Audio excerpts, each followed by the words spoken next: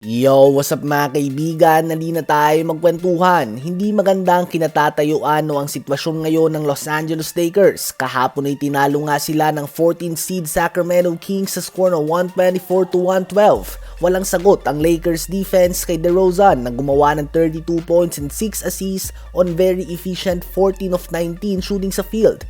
26 points, 8 assists din si Malik Monk off the bench.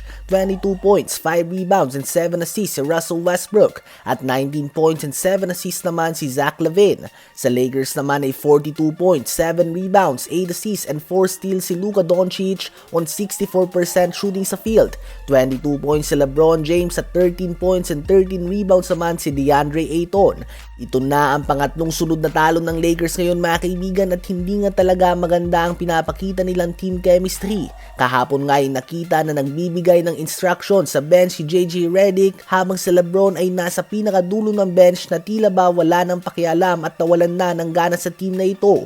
Ang Lakers nga ay 6 of 34 lamang sa 3-point line bago may pasok ni Bronny ang dalawang 3 points sa huling minuto ng game. Si Luka ay naglalaro ng hero ball at hindi ito naging sapat upang makuha ang panalo laban sa 14th seed.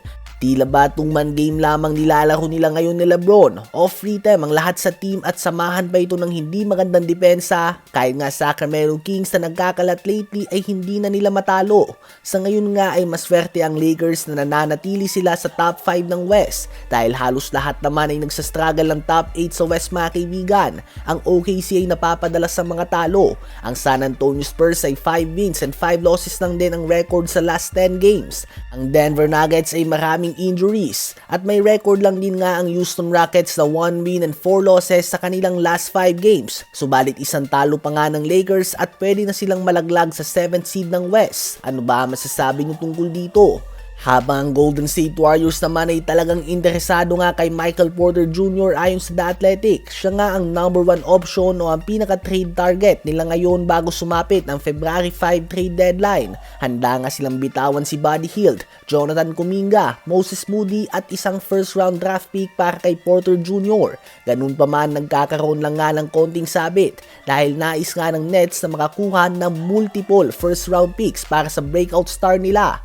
Dahil obviously isa silang rebuilding team at nais silang may secure ang kanilang future kung bibitawan nila ang player na gumagawa ng 26 points and 8 rebounds per game.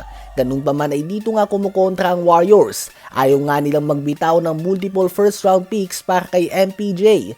Well, ang Nets nga ay hindi naghahabol dahil Warriors ang may gusto kay MPJ in the first place. So hindi sila bababa ng presyo para lang matugunan ang gusto ng Warriors.